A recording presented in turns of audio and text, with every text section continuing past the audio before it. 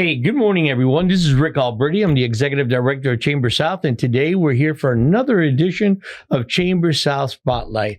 And I have the honor of my good friend Danielle Dubuc here with us today. How are you? Hey, so nice to see you, Rick. Great to see you, my friend. Thank you so much. This is such a cool invitation, so I really appreciate it. Absolutely. So tell me, who is Danielle Dubuc? Ay, Dios mío. Ay, Dios mío. Right there. Right there. I'm a mom of two. I am a hard worker, and I represent Fútbol con Corazón, FCC USA, which is a nonprofit that uses soccer to prevent and solve the community problems or world problems. So our mission is to move children from trauma to triumph using the power of play. So that's what, Danielle in a nutshell. I mean, there's other elements, but that's basically it. But Danielle, FCC, that wasn't the first thing you ever did, was it? No. No, right? So what led you to that? I think what led me to, since I was a teenager, I've spoken this in the past, like my childhood was not probably the nicest, even though I know my parents loved us and everything, but you live through certain things that kind of make you aware that, there's certain things that kids are going through, and then there's maybe a lot of neglect or abuse, and there's not enough protectors. And so when I was a teenager, I met a mentor, and this mentor was incredible for my brother and I. He invested so much time through after school hours.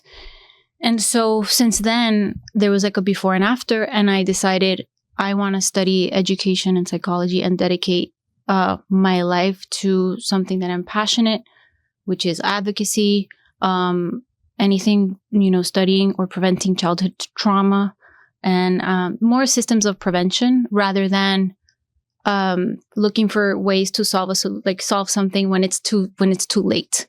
So I've always been in this ecosystem in different modalities. And then FCC just came because I had admired and studied the founder for a while already. He's an incredible person. And I had admired his model of social impact organization, how he built it. He built it where it was scalable. The model was very easy to replicate. He had built something sustainable, which was cost efficient, and something that was high impact, which is measurable. So I was like, okay, this is amazing. And one day I don't know how, but one day I would love to work with his organization, like in the organization, because I believe in it. And I researched about it. And years later, probably like 9 years later, the opportunity came. I wasn't even looking for it. It just, he told me like, he was like, why don't you apply? We're going to open here. And I'm like, no, I'm not ready. I don't even know how to write grants. Like I know grants, but like, that's not my thing. Like I don't like, sure. I don't like, so there was a lot of like personal development because I was very insecure about certain things. I was like very comfortable with community and engagement and programming, but not like maybe, finance. Like if I have an Excel sheet, I see squirrels. So like, I'm like, no, exactly. I don't want to be admin. So he's like, no, but just do it. You learn by, getting in the pool. You learn how to swim getting in the pool. So it was kind of to get to that position, executive director has so much responsibility, but it was the best thing ever. It's a blessing. And I get to work with a beautiful team of individuals. And I think that's like, other than transforming the lives of kids and youth, just working with the team is probably one of the most rewarding things. That's amazing. It's amazing how what happens or what we learn as a child, some things can steer you in a certain direction. Incredible. Later in life. One of the things that I was talking about in the last session was that to the young folks out there, where you start in life doesn't mean you're going to end there in life. Mm-hmm. You got so many different paths throughout the life that you really don't know where you're going to end. So where did you first learn about Fútbol con Corazón? Here in Miami? No. South America? I went to Central America? Yeah. Where? That's a great question. So we're now in 7 countries, but the first one was in Colombia. And I First of all, I was never athletic. People always think like, oh, FCC, you must be soccer star, soccer professional. I'm like, oh, please. I always say that they would call me Butterhands because I was never athletically coordinated at all whatsoever. I think that was something that kind of marked me because my coach he would joke, he's like, stick to dancing, Danielle Dubuc. But and he didn't see it in a mean way. He was loving, but he was a little bully. And so I internalized it and I was like, yeah, I probably suck at sports. I'm never going to do it. But because I always saw in my friends how they would play sport and their self-esteem, I was like, this is so cool. Like, I wish I would be in some sort of sport. And I always miss that teamwork, that being part of something. I don't know. I always felt like that would be so cool, but I just didn't win the genetic lottery, whatever. And then one time this was years ago in 2011, 12, I did a missions trip in Colombia and I passed by a little place that said, FCC Fútbol con Corazón. I was like, what is that? And they're like, oh, you don't know about it? And then they told me about the story, the founder. And I was like, okay, wait a second. I need to research. So one day I went to visit from afar. I didn't like introduce myself. I just went to observe like the program. And I saw the coaches and I saw the methodology. I was like, whoa. Mind you, I already knew about programming and I had, studied education. So I was like, okay, this is different. This is very intentional. This is not just a sport. This is a transformative. There's something embedded in the curriculum that is extremely intentional to making that child feel seen, heard, validated, and some sort of dignity, regardless of the talent. Is that kid belongs there. And maybe that's the space that the kid is going to have throughout the day, that he's going to be in this special loving environment and also discipline. Like there's some sort of structure because you want to have both. You want to have the loving, this is, we love your authentic self, but there's also structure and there's also expectation. So you want to have that marriage. And I saw that and I was like, okay, then that's where I said, I want to be part of this. I don't know when, but I would love to be part of this. And I never vocalized it. I only said it to one person, but that was it. But then I went to like LinkedIn. And so I was, hey, LinkedIn is always great. And in Miami, well, it's not in Miami. It's really everywhere in South Florida. Am I correct? In Broward, even though Miami-Dade. You're in Broward and Miami-Dade, because you live yourself in Broward. Am I correct? I used to live in Miami for 20 something years, and then I moved to Broward just 4 years ago. Okay. In the Western area, and I love it, and I love Broward. I have more reservations with Broward, but the people are not the same. My heart is in Miami. Okay. So, and our office is in Miami. So, but we serve so you both. do have an office in Miami? Yes. And do you have an office in Broward? No, it's by North Miami Sunny Isles. That's our office. And to be honest, we serve much more Miami-Dade than Broward. Like we are more in, probably, I would say 80% Miami-Dade, 20% Broward. And then we are opening in other places too. Okay. Is your program only run from the office? No. It's after school programming. So it's like on the field. After school. On the field. It's everywhere. It's in many different locations. Oh, yeah. Yeah. The way we do it to make it cost efficient, which works, is like we don't want, like parents don't have time to be driving their kids. That's kind of a luxury. We do free after school programming. We don't charge a dime for uniforms or anything. Free after school program for children. We know that soccer here is kind of a luxury and it shouldn't be. It should be. It's the most, cost efficient sport there is. And it's the most flexible. You can play it anywhere. Just take the little soccer goals. You give it 2 trash cans and you're going to play it. You just bring the ball and that's it. So what we do is that we connect or partner with schools. They already have the children there. And let's say they want to optimize their after school program. So we go there, we take all the material, the coaches tend to be hyper local. So we have coaches that are from, Little Havana or Homestead, which they were raised there, educated there. And then they understand that specific demographic because we don't want there's a disconnect. And then we just stay there for a whole year and we take the data.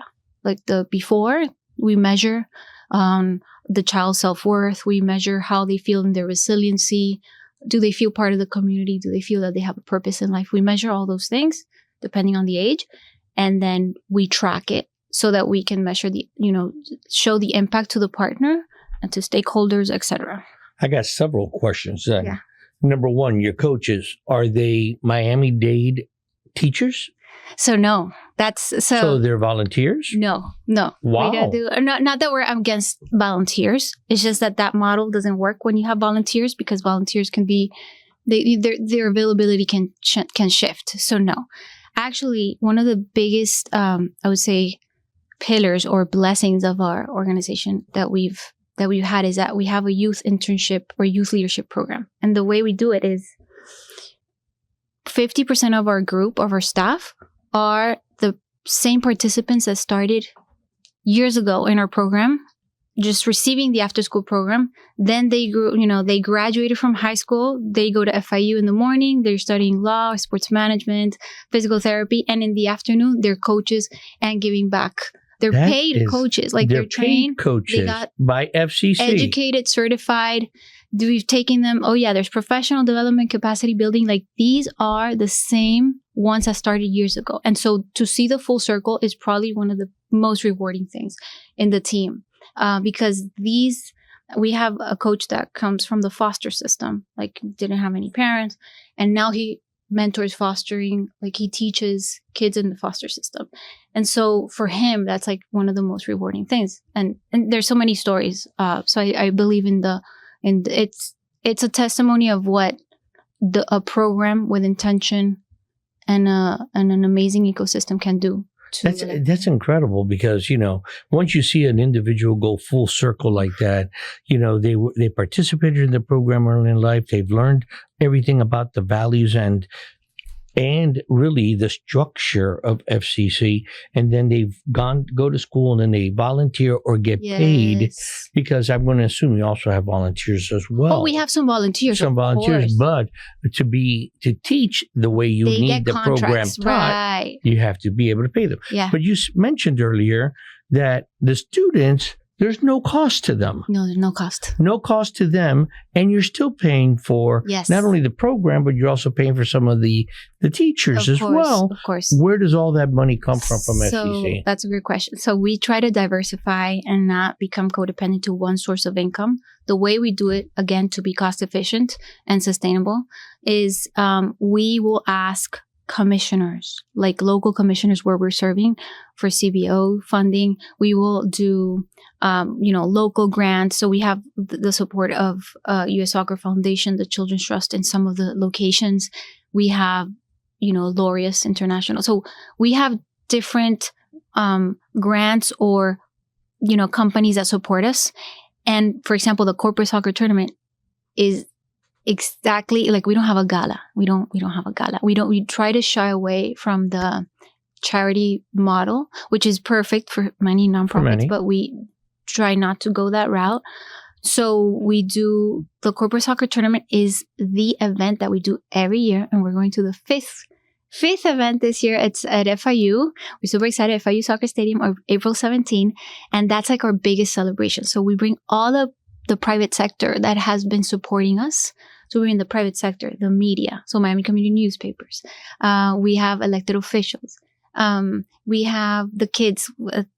Some of the sites, we bring them over. So we have a kid station. It's a big celebration, and they all have to play. Like the companies, like let's say, so it's the Amazon Cup. They're the title sponsor. We have Valley Bank, FPL, and they come and play. They bring like 30 of their team members with their soccer jerseys and their logo, and they come to represent the company. However, they sign a contract where they pledge that not only are they going to score gold and try to win, but they have to play under the FCC values, meaning they have to show honesty, respect, solidarity, and teamwork while they play. Meaning they will be reviewed for every game, and there's no referee. They're going to be judged. Oh, yeah. There's no referee. So they have to solve their own problems or conflicts. They have to solve them. And the coaches that we have there are just facilitating the discussion, but they took the pledge, and there's like a scoreboard where they promise what it is. So for example, respect. Okay, how are you going to show respect to your opposing team, to the playing team? Exactly. Well, we're not going to say curse words. Okay, so then write it on curse words. Hey, soccer, eso se pone caliente. They start getting crazy. You know how it is. This is an emotional regulation. So it not only is like, this is a beautiful event, not only because you're creating social impact, like the companies are giving back. It's also like a networking event, but it's also a team building event.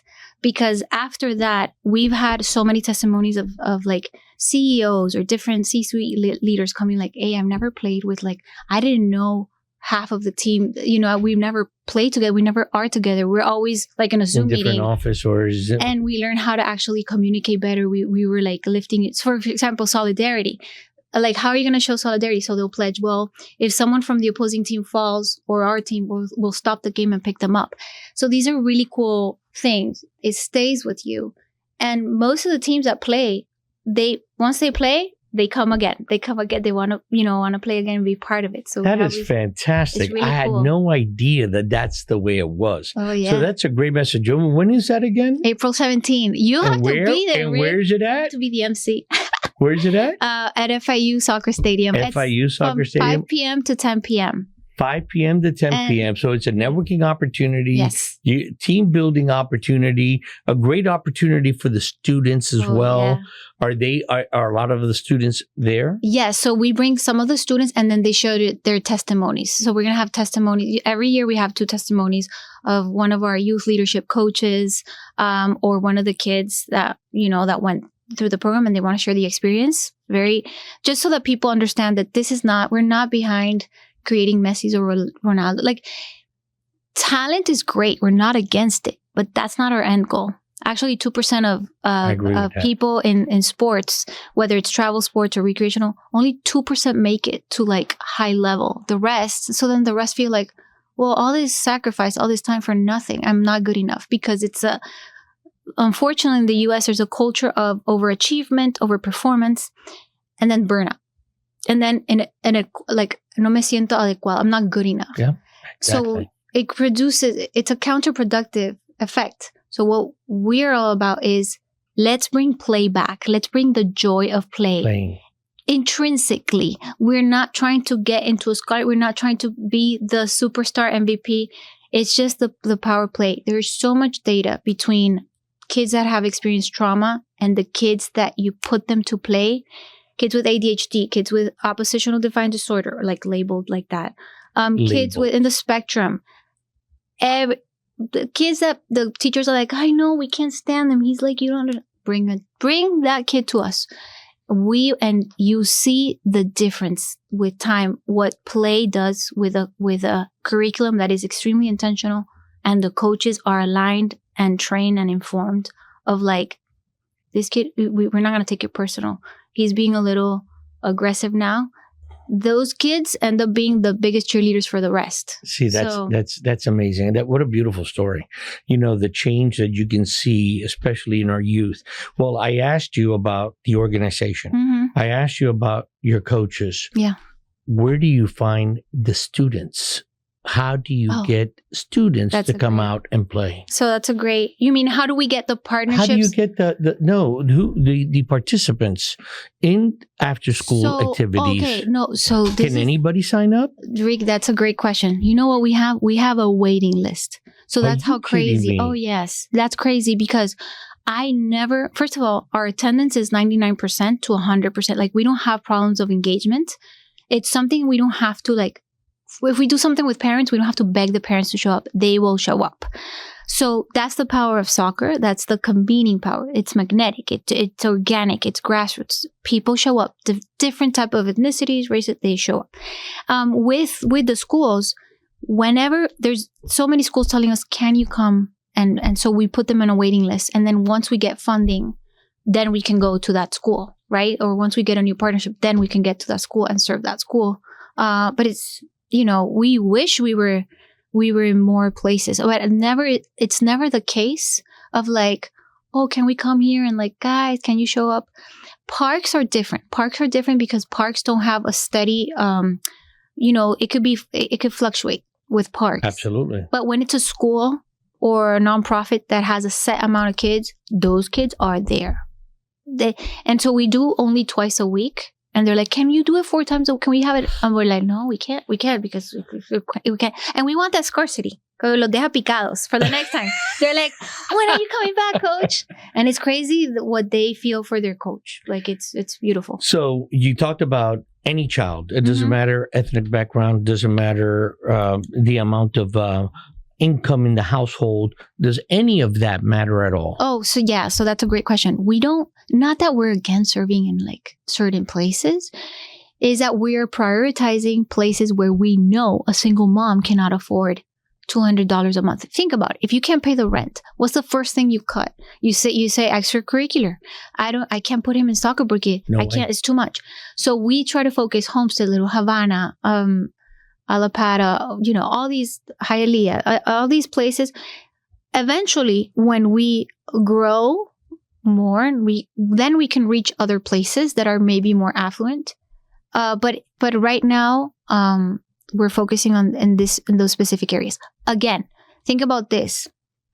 The iPad, a lot of people criticize, the iPad and kids are only playing video games. But if you think about it, it's a social economic pacifier. Because if I don't have money, like if a parent doesn't have money to pay for after school then they'll give this to a child.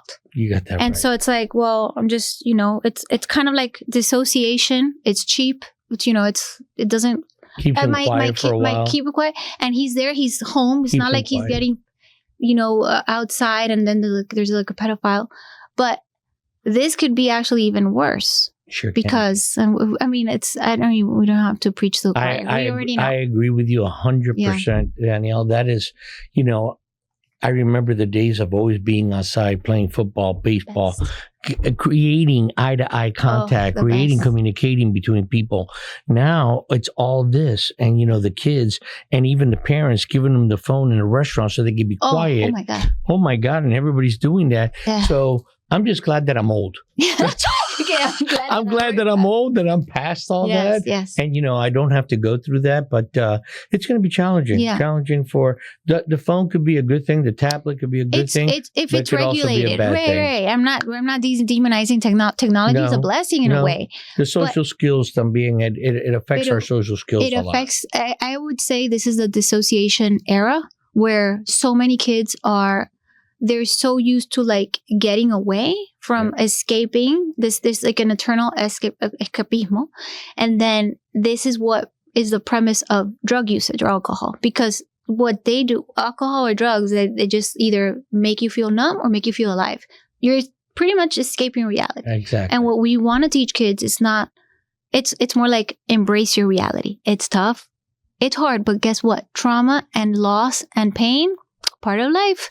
It's part of life. And you as an athlete, athletes, so we use Messi and Ronaldo, they train every day, not because they're not gonna lose. They're gonna lose. They're gonna get hit, but they don't break. They will suffer, but they won't break. So that's one of the key important messages in how mental health should be taught and modeled as a capacity mindset premise, meaning it's a muscle. You have to train for it and you have to get better because suffering, unfairness is part of life. And how do we mitigate it? Yes. But how do we not break if it happens to us? Because it will happen to us. And that's why these programs are so important. I'm not talking about FCC only. I'm talking about like all of them. The after school program ecosystem is so important. Incredible. Yeah. Well, I want to thank you. You are a miraculous person, always giving back to the community, always caring about what happens in the community and caring about the kids. FCC, if you haven't heard about it, look it up. Fútbol con Corazón. And thank you for being part of ChamberSouth. I appreciate that so much. Friendship doesn't mean nothing. You don't become part of an organization because you're friends. You become part of an organization because you believe. Así es. And what you've done with FCC, it's unbelievable. So thank you. Well, listen, I have to, let me give you the flowers right now. Porque Ricky he's humble and he doesn't, let me shower you with praise here because people don't know about this. You were, when I was at the Coral Gables Chamber, you were probably one of the first ones to say, I read your newsletter and you're doing a great job. you barely knew me. You just met me once and you were so warm and like welcoming and amazing. I was like, hey, he's so incredible. Like he has this energy and this, I don't know, like vibe that it's very rare.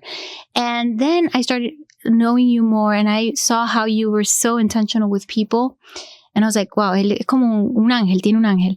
And then like to see you now, what you've done in ChamberSouth, oof, I am so proud, even though the drive is a little crazy sometimes for me, but do you understand that I'm so proud of what you have done, like the energy, the charisma, the advocacy you've created, the pride you've created around ChamberSouth that I think it had been lost. And you're incredible. We're blessed to have someone like you in this community. Thank you, my dear friend. You like Rick for mayor. That's it. Tú eres alcalde. Thank you for the kind words, my friend. A big hug to you. You know I love you, and keep doing what you're doing because everything you do is right. Oh. So just keep that up. On 3, we're going to say goodbye to those cameras right there. 1, 2, 3. Bye.